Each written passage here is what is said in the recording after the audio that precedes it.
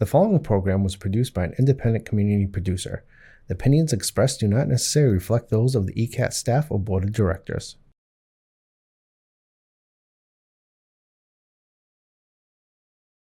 Hi, good morning, everybody.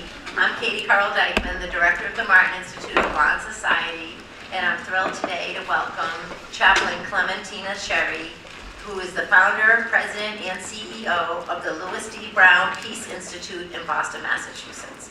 The Peace Institute is a center of healing, teaching, and learning for families and communities impacted by murder, trauma, grief, and loss. Chaplain Chéry and her family founded the Peace Institute in 1994 after her 15-year young son, Louis Brown, was murdered in the crossfire of a shootout. Chaplain Chéry has developed the best practices in the field of homicide response. Her professional goal is to transform society's response to homicide so that all families are treated with dignity and compassion, regardless of the circumstances. Her spiritual goal is to become a minister of God's peace that is rooted in love, unity, faith, hope, courage, justice, and forgiveness. Please join me in welcoming Clementina.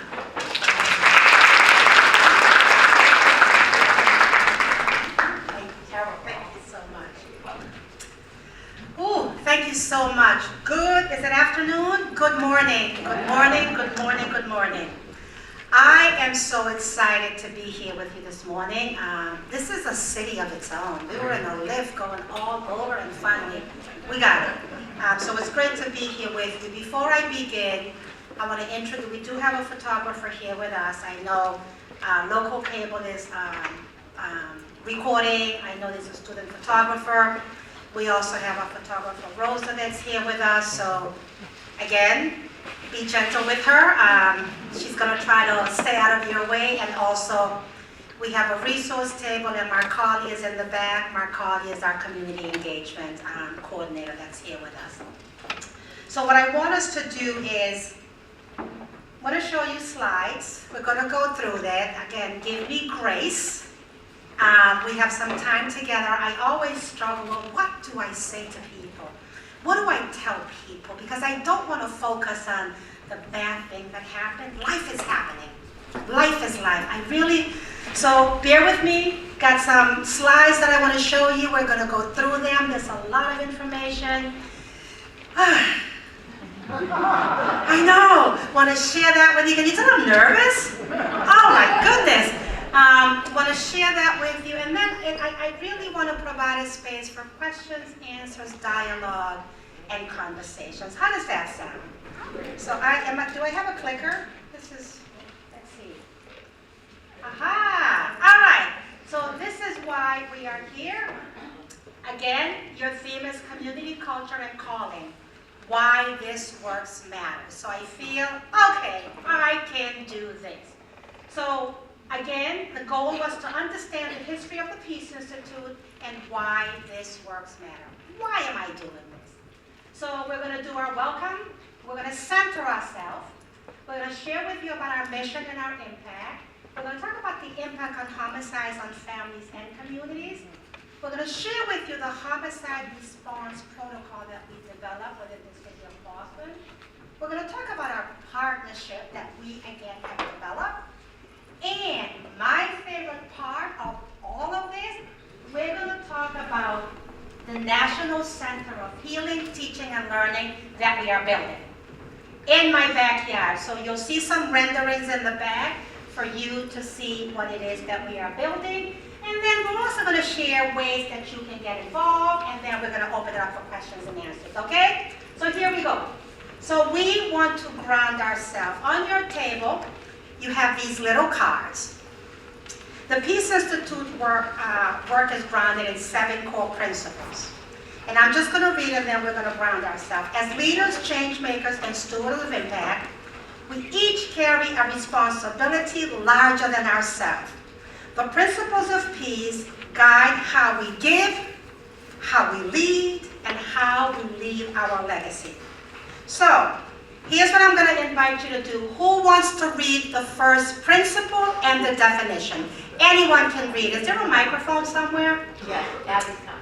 Excellent. So if the Spirit calls you to read a principle and the definition.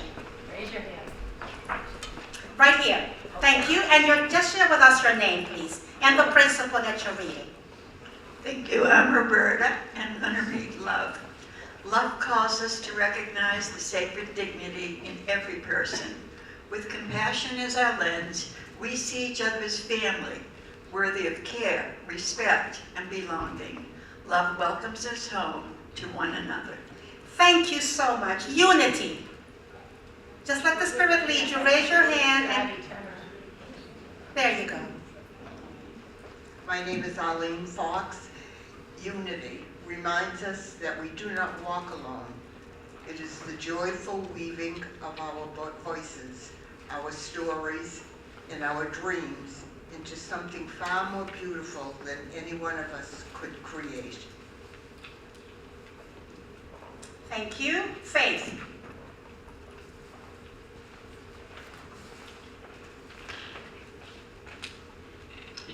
Faith sustains us, holds us gently when the world feels heavy, and reminds us, even in our sorrow, that peace is possible.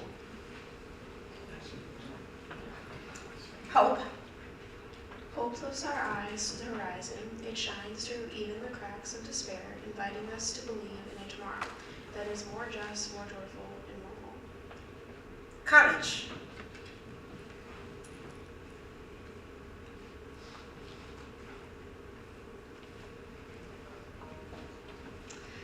Tracy Thorpe. Courage empowers us to face fear with open hearts. It speaks truth, stands firm in love, and dares to walk the path of peace, even when it's steep and unfamiliar. It is how we become the change that we seek. Thank you. Justice.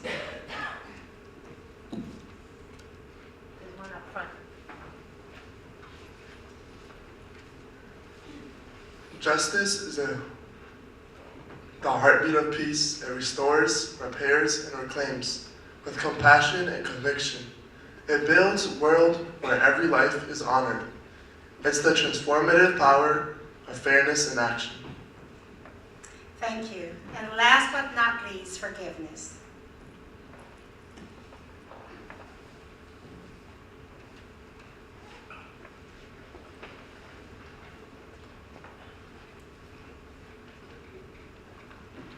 March, forgiveness liberates us. It softens what has happened, hardened, and opens what has been closed. It is both gift and grace. Thank you. Did you feel that? I felt every word spoken. I felt your heart. Thank you for the invitation. This is what's going to ground us and center us. So I want to invite you, as you heard, as you read, just keep in view which principles is your strength, and then also which principle do I struggle with. It's kind of that both and. Life is not always great. And so how do we center ourselves to really deal with what life is bringing to us? So that's the invitation. Do you accept that invitation? Because we're going to come back with that. Thank you. So here we go. So from loss to legacy, why we do this work. For me, I founded this in memory of my 15-year-old son, Louis, who, again, Louis wanted to be the first Black president of the United States. Louis had dreams, goals, and vision. He wrote his goal and his dream down in a project when he was in the 8th grade at the Martin Luther King Jr. Middle School. He asked there were 3 questions. The program that he was in was first class prep. And there were 3 questions that were asked. What do you want to be when you grow up? What message do you have to incoming graders? And what did you learn from being in this class? The answer to the first question is, I want to be the first Black president of the United States. The second answer is, my message to incoming 8th graders is to work smart, not hard, do the best you can, and not what people expect to see. And then the last question was, what did you learn, or what did you get out of being in first class prep? And his response was, it was fun to be a preppy. Because at that time, he wore glasses, braces, and he dressed the part. He had on his button-down polo shirt and his cardigan sweater. And so he played that part of being a prep in the urban settings.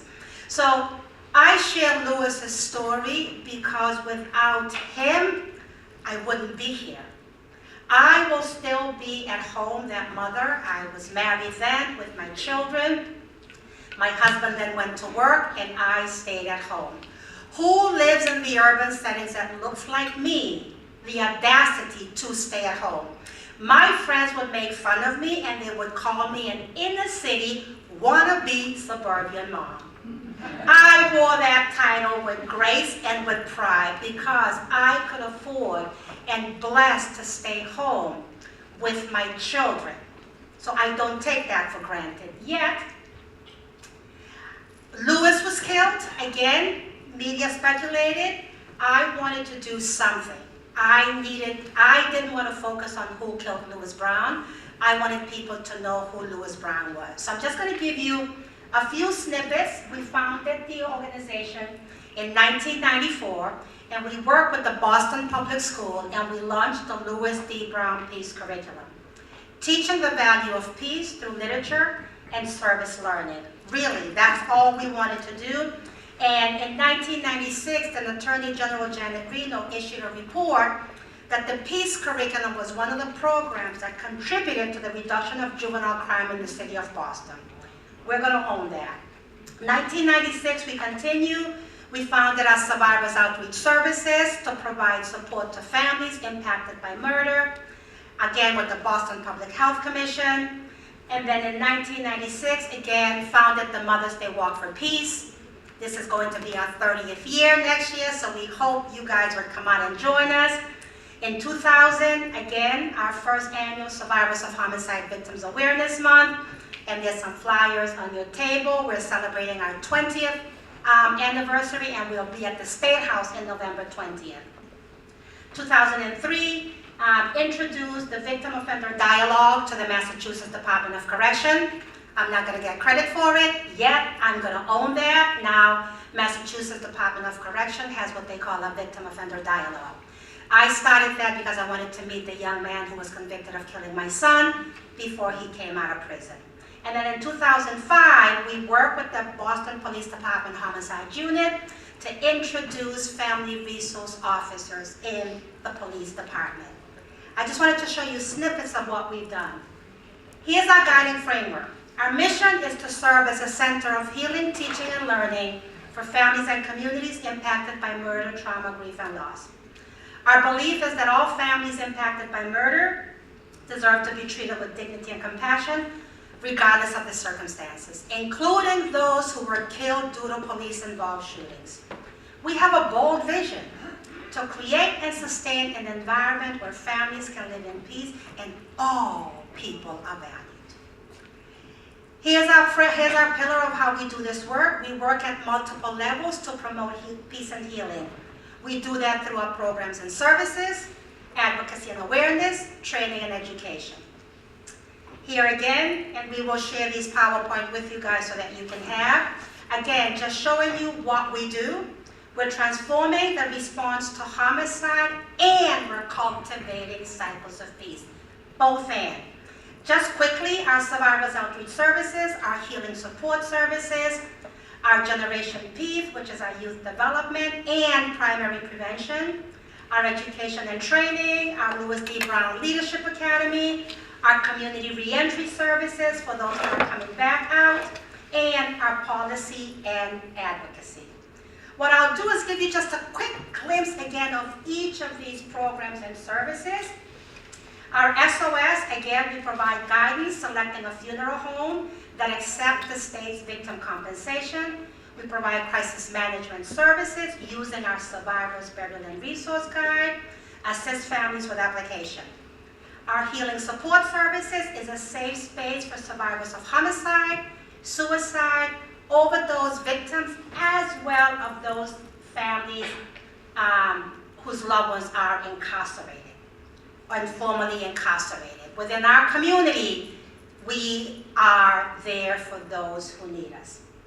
All right? And so with Healing and Support Services, we have our recovery group, our mindfulness, our Survivors of Homicide Victims Network, and an Unsolved Homicide Ambassadors.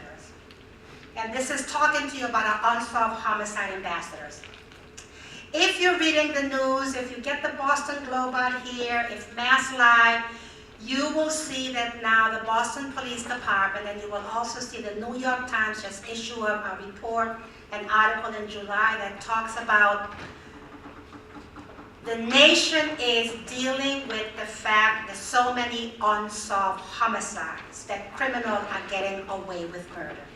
So this is not a Boston issue, and again, it is not an urban issue, it is not a black issue. It is a human rights issue. So we bring together those families who are ready to want to talk about unsolved, and we're partnering with the police department and with universities to bring this unsolved to light. So they meet once a month, and so much exciting thing is happening, but I know I'm limited time, so I'm going to go real fast. Then there's so many survivors who have transformed their pain and anger into power and action. We can't do this work by ourselves, so we created a Survivors of Homicide Victims Network. It's really bringing a group of diverse from across the Commonwealth of Massachusetts, and it provides a safe space to build relationships, practice self-care, and increase capacity to deliver coordinated, consistent, and compassionate service when a homicide happens. There's a quote by former President Obama. If you can see that, who would like to read that quote? I just think it fits with what we do. Who would like to read that quote? I told you it's going to be participatory. I'm not going to just talk to y'all. Y'all going to participate. I can't see. No one's reading the quote? Oh, there's somebody. There we go. Okay. And then we'll get you next, so stay next because there's another one for you. It took a lot of blood, sweat, and tears to get where we are today, but we have just begun. Today we begin in earnest the work of making sure that the world we leave our children is just a little bit better than the one we inhabit today. That's what I feel we're doing. So that quote really fits perfectly. After 32 years, I've just begun. Literally, I've just begun. And so here's about our Community Reentry Services program. It's again, providing, it's a place for reintegration that creates a pipeline from prison to progress to the men in Massachusetts correctional facilities. There's a book that we published that I Am through the men in Plymouth County Correctional Facilities called I Am. And it's just looking at, again, focusing on self. Everything that we do, it's about self. We have to make sure that I'm in a good space. Spiritually, physically, and emotionally. I'm still trying to get there financially. But these are the things that I have to make sure I'm in a good space so that I'm able to then bring to the community what it is that I have. So our reentry kit includes a backpack, essential personal hygiene products, socks, sanitizers, basic things people need to come out.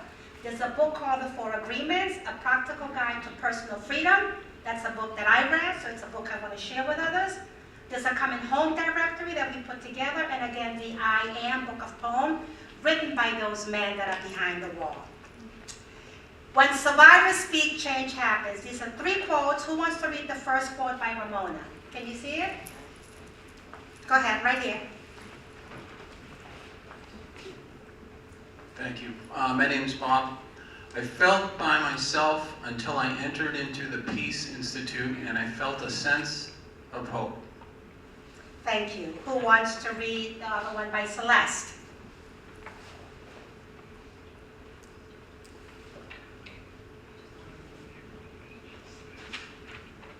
My name is Janet.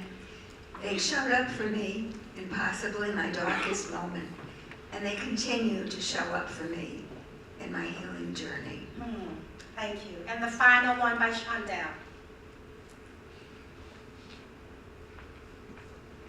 My name is Abby. The Peace Institute is the only place that you can go where they will support and guide you. Thank you so much. It's easier for people to say what we do than for me to stand up here and tell you, oh my God, look how wonderful I am.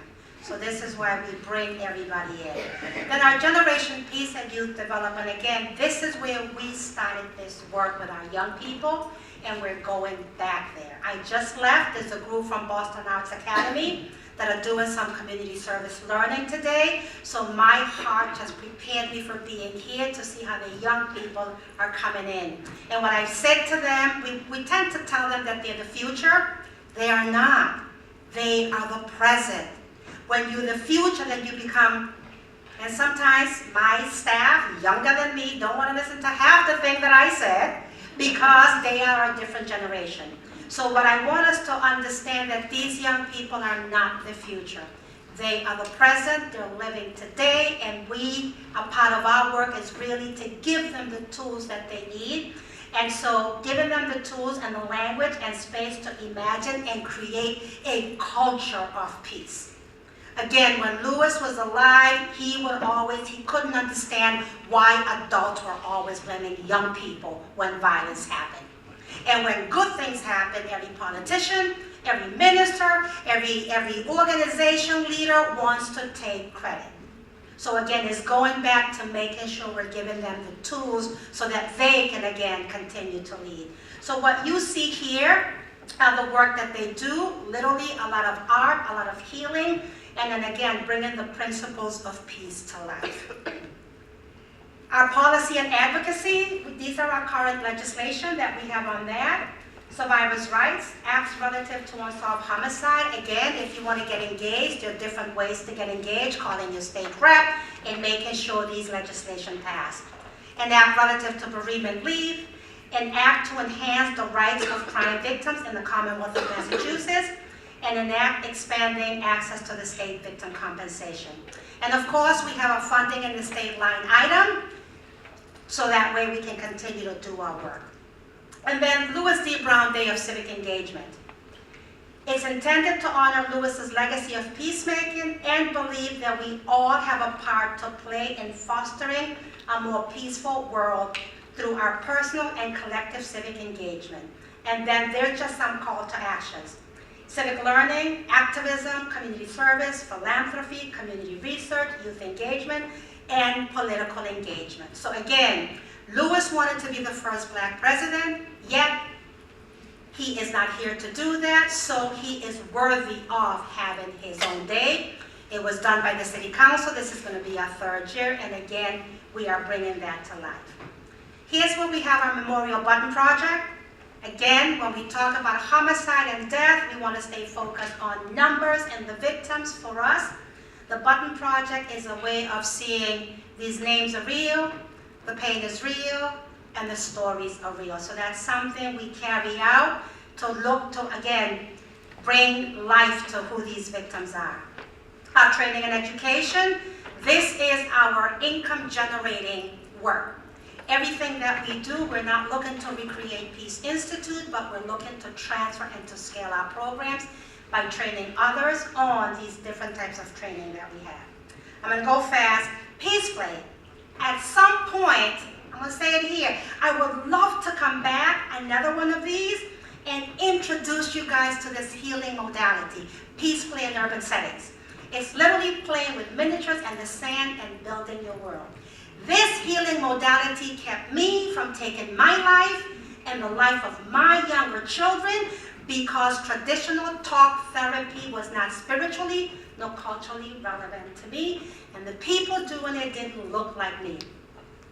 This healing modality, I was introduced by then Reverend Michelle Walsh, who is one of my mentors, spiritual advisors, and this is something we're bringing into the community, and we've trained people on how to implement Peace Play, but then also share it within their community. And then our PISO, and Mark Colley is here. This is something, our first curriculum in school. This is something that we have available for free if you guys want this to be able to share with some schools. If you read to children, it's a great primary prevention tool to use.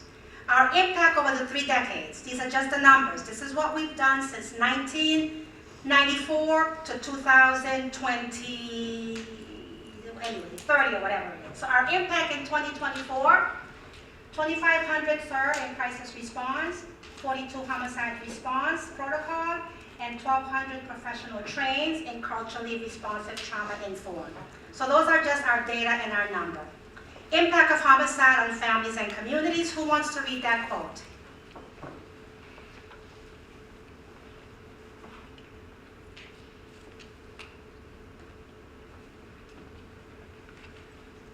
Right here. Thank you. The ripple effect of homicide reaches far beyond the immediate victim. It shatters families, divides communities, and leaves scars that time alone cannot heal. Thank you. So that's the introduction of this. I'm going to go through this really fast because, again, I want us to provide questions and answers.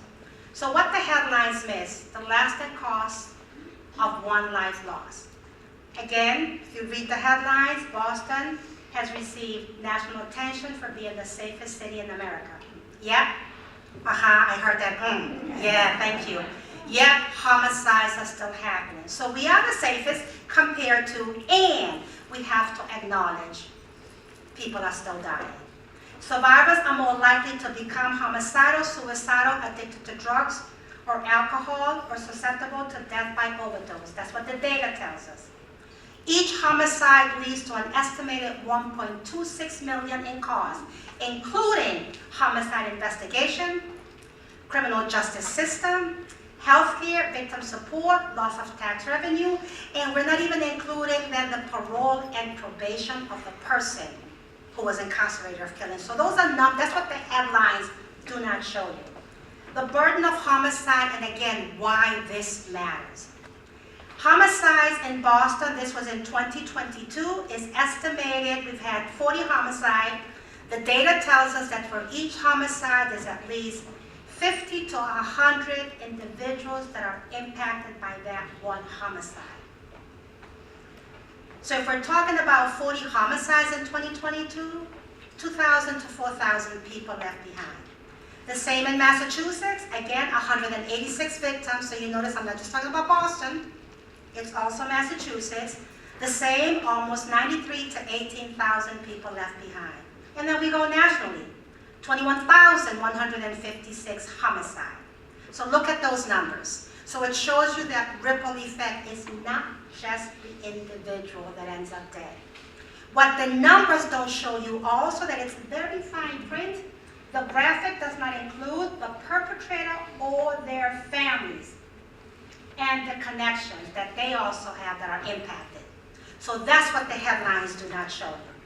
Homicide impacts families on both sides. Families of the victims and families of the people incarcerated. The bottom photo is the mother and the young man who was convicted of killing my son, Lewis. Homicide, we talk about it, if you hear it, if you're studying it, it started first as a public safety issue, then it went to a public health issue, then it went to a mental health issue. For us, homicide and the response is a human rights issue. It causes emotional stress, physical stress, financial stress that leads to instability in the community. So that's the thing. Complex experiences of families dealing with homicide, helplessness following the death, confusion and inability, I won't read it all, total despair. Again, experiences, concerns, and challenges. There's the emotional need, there's the physical needs, and under each of those, there are different love dots. And there's the legal need, painful frustration and long legal processes, courtrooms attendance during trial, court, and proceeding, keeping up with the frickin' legal terms and not understanding what the heck they mean, and then trial, delays, and adjournments, anger or a plea bargain and arrangement. So the list goes on and on and on. And then there's the financial, those different love dots, our health, our work, our school, and then others, strain on relationships within the family. So there's so many things that the data has tell us. all we're doing is taking that data and says, here are the people that affirm that data. Homicide knows no boundaries. Our reach is in Boston and statewide, so this graph just tells you where we're reaching in Boston and across the Commonwealth of Massachusetts. Again, homicide is a national crisis, and so is our response. 22 states, we have service families impacted by homicide, and then our training are on the right-hand side, Lake Nona in Orlando, Florida, Berea College in Berea, Kentucky, Every Town for Gun Safety, George Washington University, Grand Rounds, Mothers United Against Violence in Connecticut, a Bureau of Justice Assistant in Minneapolis, Harcum College in Pennsylvania, Marco Jackson Project in Edenton, North Carolina, ECAT Tigger Victim Services in U.S. Virgin Islands. Can you read that quote at the bottom for me, please? Who wants to read that? We are turning into a nation of traumatized survivors. Right. So again, homicide survivors are still not something we talk about, and when you have a professor, a doctor beginning to elevate, for me it's like, okay, I am on the right track because now somebody's saying it, and now here we are. So this is why I really focus that again, homicide is a human rights issue. It's a crisis issue, and we have to begin to treat it that way. So I just want to share quickly the response of homicide in Boston. All families deserve to be treated with dignity and compassion, regardless of the circumstances. This includes families whose loved ones are killed in police-involved shooting. That's a part of our belief, and so we bring it into our homicide in Boston. I quickly want to show you how we respond. If someone dies in the scene, the Community Healing Response Network makes that connection, and then the victims' resource officers in the police department make sure the family is connected to us. That's one way. If it's a police-involved shooting, our Suffolk County District Attorney, there's an email notification, again, that family is connected to the Peace Institute. If they're shot, stabbed, whatever that issue is, and they die in the hospital staff violence intervention advocates issues family the burial and resource guide and makes a referral to the Peace Institute. And again, our team under the leadership of Stephanie Boston makes sure that family is connected so that we can begin to serve them with dignity and compassion. We do not go out. All roads leads to the Peace Institute when it comes to homicide response. Our police partnership, this is what they do, 24 to 72 hours. The Victim Witness Officer Resources, Antoinette Cabral and Officer Daphne. Once they meet with the family, they make sure the family is connected to us. Our partnership within the hospitals,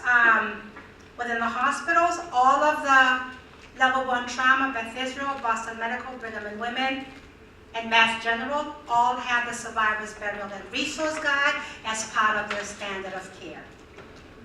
And then our homicide response in the City of Boston with the Public Health Commission, what is the Community Healing Response Network, that when a homicide happens, that network goes out into the community to make sure the resources are there also. In addition to responding to the individual, to the families, in the city we're making sure that that community is also receiving the support that it needs. And this is our toolkit. This was developed by me. What resources do we have? We have so many resources for so many different issues, but when it comes to families of murdered victims, there was nothing developed for us. So that's our homicide response toolkit. Our burial guide is in 5 languages. The survivors court proceedings, again, nobody talks to us about going through the court and the languages. Always in my heart, our children's activity workbook, and the survivors' rights card. What's a survivor's rights card? Quickly, when we're doing an arrest, we read people their what? Miranda rights. When somebody's making a death notification, I don't know what my rights are. And so working with our police department, again, creating a survivor's rights card that they print and that they distribute. I'm going to go quickly within our partnership. Who wants to read this one? Violence is not the problem of one neighborhood or group, and the response and solutions are not the responsibility of one sector of the community. or one agency, professional group, or business. Coming together and owning this problem and the solutions are central. Thank you. That's Dr. Deborah Prothro-Stitz. I don't know if you guys ever heard of her. Her books are Murder and No Accident, Sugar and Spice, and Anything Nice, Piece by Piece. And she was the Commissioner of Public Health in the state of Massachusetts, and she was also a doctor at then Boston City Hospital. Again, our benefits between hospitals, these are quotes that are by the violence intervention advocates at these three different hospitals, Kate at Mass General, Cheryl Lang at Brigham and Women, and Elizabeth Dugan at Boston Medical Center. And then the importance again of partnership with our law enforcement. It opens a venue to police departments to initiate compassionate communication with families and then to build trust. So the more we are working with them, it's not us against you. You have your role, we have our role, and how do we do it to make sure the family is treated with dignity and compassion. Sustainable partnership. This is really just a list, and it's not a full list of our work, again, in our partnership with the hospitals within the city of Boston, our state and federal legislators, our colleges and universities, so we hope that something will birth out of here for further sustainability, and then our churches and faith organization. Again, I can't do this by myself. There are people that are paid to do this work, and how do we make sure we do this work together, because people come and go, and the difference is that the Peace Institute is central in doing this work. Equitable and effective homicide response standard. Everybody has their policies, procedures, and protocols. What we did is work with our survivors network, with then City Councilor at Large, Ayanna Presley. She's now our congressional leader. What she did, it did a listening hearing and survivors talk, and we came up with these 7 effective and equitable homicide response standard that we are saying to anybody doing this work. If you would just add these 7, survivor centered, culturally competent, practical, consistent, collaborative, communicative, there are definitions behind those, but if you add these to your standards, then all of you will be working from the same standard, and the families will be served in a way that's equitable and effective without you trying to figure out, is this right? Coming to a close. Our community and academic partnership. Who wants to read that?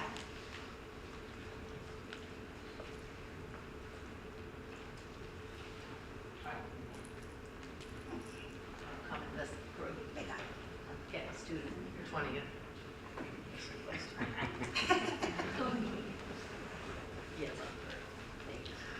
Community is a group of individuals who have learned how to communicate honestly with each other, whose relationships go deeper than their mask of composure, and who have developed some significant commitment to rejoice together, mourn together, and to delight in each other, make others' conditions our own.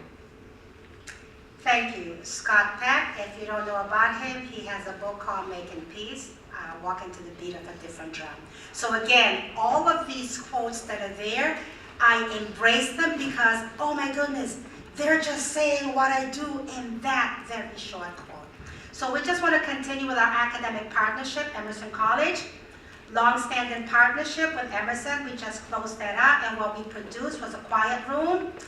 Phil Mangard, I think we shared that quiet room with you guys. Getting the hospital to create a space where if families are waiting for this, to hear what's happening with their loved one, we're not sitting in the hallway. So there's now a quiet room dedicated for that. We created some peace play cards and then virtual peace play. Academic partnership continued with Northeastern University School of Law. First time ever a law school has taken on project with crime victims' families, murdered victims' families. So what we did, this last report was Unsolved But Not Forgotten, bringing attention to the over 1,600 to 1,800 unsolved homicides just in Boston. Lots are happening with that. Academic partnerships continue with Howard University, Office of Community Centered, Medical Education, and Howard Institute of Politics of Race and Ethnicity. So our work continue with those different institutions. We're in conversation. I think we just went to Suffolk University School of Law, and then with BU School of Journalism. So our work is continuing with these schools. I'm closing. This is my exciting part. We are building a National Center of Healing, Teaching, and Learning. I'm on a $25 million campaign, and this is in my backyard, people. I can roll out of bed and go up to work. So here's what we're doing. The Peace Institute plans to transform a vacant lot into a hub for healing and education, and it promises to drive positive change in the four corners of Boston neighborhood most affected by violence. The new center will serve as a healing hub for survivors and returning citizens and their families, a teaching ground for professionals across sectors, and a learning space for community members to gather, restore, and reimagine. Community benefits, there are many community benefits that are there. The jobs and economics development, we will be providing over 108 full-time jobs created by constructions, 50 sustained annual jobs at the center, all accessible to our Live in Peace Fund, $91.6 million in economic impact in Dorchester, and over 7 years in new market tax credit compliance period. That's a whole new language I'm learning right now. We will empower access to critical behavioral health services with an entire 1,800 square foot of wing will consist of new outpatient care services to hard-to-reach patients that might access mental health and behavioral health care, and catalytic impact at $1.26 million in community costs per homicide. The 50 to 100 survivors we serve per homicide leads over to $10 million per year in social cost savings, regionally and nationally, and increased services from a base of 2,000 square footage, 2,000 people, and serve in 2023, projected over 10,000 per year will be served after the center completion, growing it geographically at 10% per year. This is my pathway to success. Right now, we're in a grassroots campaign to raise $500,000. Anybody wants to join us, we do have a plan for that. $2 million in the national foundations, corporations, individuals, and groups.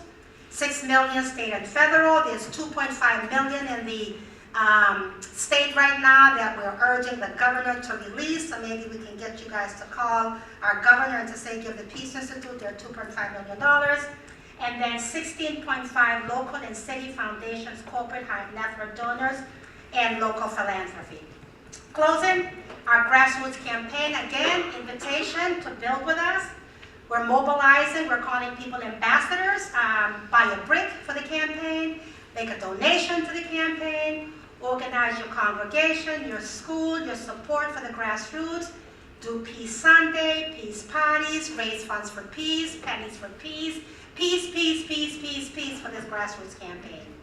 And then next steps, again, what we're looking is high priority for 2025.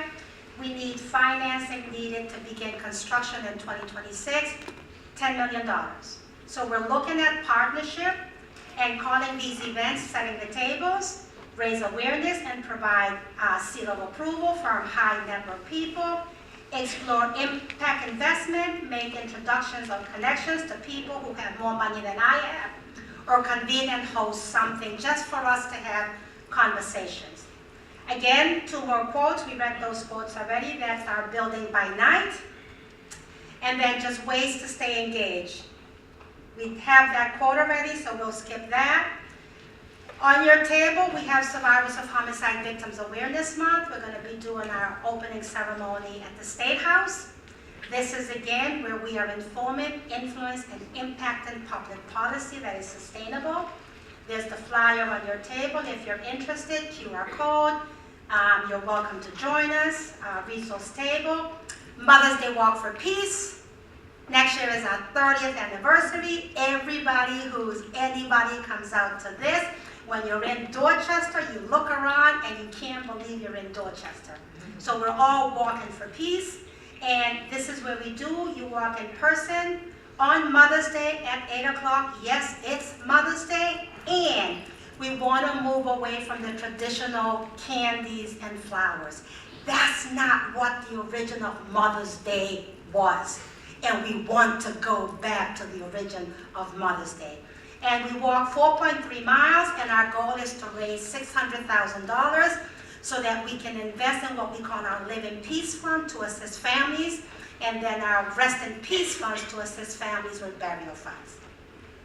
Our Peace Fellow internship, this is where a lot of the work happens, where students are in school, you're learning something. The Peace Institute is a space for Peace Fellow internship, and they leave a mark. Right now we have a student from BU School of Journalism. Well, she's studying psychology. And so she's looking at our unsolved homicide workbook, and she's going to bring that to life to turn it into something that universities and schools who are teaching, whether it's law school, whether it's sociology, psychology, that they can use this as part of their syllabus. And then we're done. Thank you. That's my story, and I'm sticking with it. Questions, thoughts, comments? It's QR code that are there. If you sign up, you can go to our website. There's resources over there. We're here. Questions? Yes. You never mentioned how your son died. I never mentioned how my son died. No. Huh. You said he was murdered. He was caught in the crossfire of a shootout. Oh. Yeah, 5 days before Christmas. The day my son walked, my son was driven everywhere. The day my son walked was the day he was killed. So there was a sense of guilt for me. And why didn't I drive him to the train station? Because my license expired. And he said to me, yeah, with your luck, the cops are going to stop you. They're going to take you to jail, and I'm going to miss my meeting. So there was a destination he was going to. And then my last words to him were, okay, be careful crossing the street and call me when you get there. And that call never came. So yes, so that's how he died. Thank you for that question. If you raise your hand, we'll come with a microphone for your questions. I didn't get a chance. Right there. And then, yeah. I noticed that this is really toward Boston, naturally, because this is where you do your work, and you also have branched out to other states. What about other cities in the Commonwealth? Oh, yeah. How do people get involved with this? Is it through the local police departments? How do you... Oh my goodness, that is such an amazing question. So it's all of the above. If you're looking, right now Marconi is community engagement, and we have resources for community engagement. So that's one way. One way is to sign up on our website. We cannot sign you up, but if you go on to ldbpeaceinstitute.org, you can scan that, you can sign up, you can send us an email. When you sign up, you will have access to everything that we do. Marconi works on community engagement. He goes out and he speaks to different groups, and he hears our grassroots campaign. We have an interfaith committee, churches across the Commonwealth of Massachusetts from different cities and towns that make up our interfaith. They just met Monday night. Again, getting engaged, getting involved. If you're looking at policy, Pace is our policy manager. That again, if you want to call for some type of legislation, that's there. If any of you ever want to come to the Peace Institute and visit us, if you want to host a conversation, an intimate conversation, a dialogue, right now I'm having conversations called Setting the Table. The one tomorrow night is Know Your Rights, different type of rights. We're working with Donna. What is Donna's? Donna White. Her sister and niece were killed over 40 years ago. I can't remember what town Donna is from, but Donna just wrote a book. And so we're going to work with Donna to convene something in her community to invite her community to hear her talk about her book and the impact of homicide on her and her family. So there's so many different ways. And if there's not something that's on there, if there's something that you want to talk about that you say, you know, this is happening, what I don't focus on is the problem. I know the problem is there. I look at solutions. I look at, for me, what is God asking of us today? So the sky's the limit. If you have an idea, I'm here. You can also email me. So I try to be as accessible as I can, and we will go wherever we are invited. And I love your question because it is. Boston is what, my hometown, yet people are referring to us when a homicide happens. So yes, we're working with the police to also get the police to get the burial guide. So when something does happen, they have it there. We're working with different community-based organizations that if they're working on gun violence and gun control, that they also get the burial guide to make sure when something happens, they're able to provide support with the families. I'm going to be speaking with the District Attorneys Association of Massachusetts again to say, hi, here is something of what we're doing. So whatever resources you have, whoever you feel we need to talk to, or they just need to talk to us, we're open for the invitation. I know it's a long answer for one question, right? Sorry about that. I don't, right there, yes.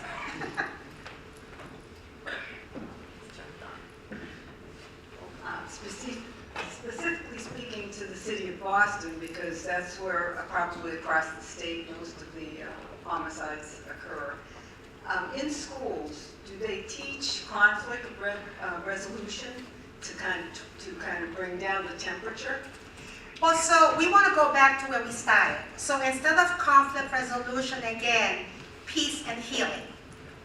So if we look at, because we don't want to wait till something bad happens to address the issue, so it's also in our language. So that's why when we started in the Boston Public School was teaching peace through literature and community service learning. And what we found out was so many of the students were dealing with the fact that they were abused. They were dealing with the fact that their father was in jail. They were dealing with the fact that they're homeless. They were dealing with the fact that they were abandoned. They were dealing with the fact that their mother is on drugs or substance abuse. Yet, we want that child to learn reading, writing, and arithmetic. So that was our way in. How do we teach the value of peace? And we looked at the novels. To Kill a Mockingbird. What's To Kill a Mockingbird about? Death, murder, kill, and racism, right? And poverty. The story of Anne Frank, the diary of Anne Frank. So we looked at novels that are required readings. We work with the school department. How do we teach the value of peace through literature and service learning for these young people that are sitting there? And then all of this comes out. So we don't focus on this because it's bigger than one issue and one topic. So I love your question, and that's why we want to go back into the schools to bring back what the data tells us. We have, I just saw an ad on Facebook that talked about from preschool to prison pipeline. They used to have school to prison pipeline, but now it's preschool to prison pipeline. So there's a whole data within urban settings. How many black and brown children are going to end up in prison? Imagine that. So once we have that data, for me, well, how do we keep them from the preschool to prison pipeline to preschool to higher learning institution pipeline? So so thank you for that question, and it is shifting that because it's much bigger than that piece. Yes, right here. I'm also cautious of the time. So. Okay, yeah, I'm watching 4 more minutes. Okay. First of all, you're a very busy person. When you talk about your team, how many people are working with you? Oh my goodness, I have a staff of 30 people. I'm going to say this without choking now because I'm grown up. I have a budget of $4.5 million. I have a board that's incredible. And I have my 2 co-executive directors who are younger than I am, and they're just moving the world. And so they're going to propose a budget which I think is going to surpass my $4.6 million, that we will increase staff. So we're looking to each of our departments that we showed you. So what we're looking to build now is our training, technical assistant, and consultant department. That will be our income generating revenue so that we can sustain ourselves. Especially in these times of uncertainties, where funding and everything is just going away, the tools that we have, we want to. And for me, I'm looking for somebody to adopt me, to look at all my publications, to help me put it in a way, and then to help me market it to get it there. So 30 volunteers, thank you. And I tell people, if I knew what I was doing, I'd be a dangerous woman.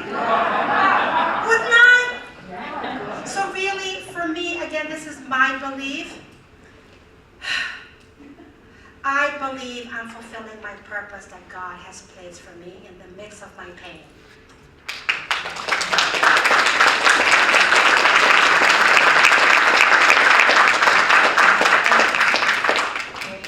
Thank you. I'm done. That's it.